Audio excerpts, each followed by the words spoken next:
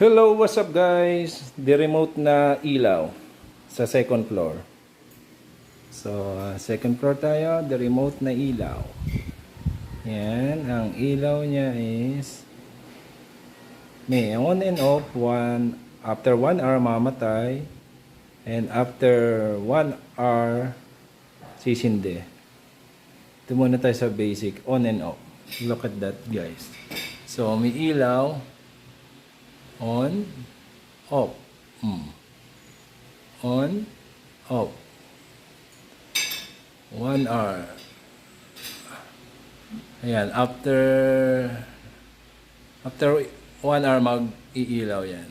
Pero pag naka-on ka, pindutin mo to, after 1 hour, mamatay siya. Pero, setup lang natin ng on and off.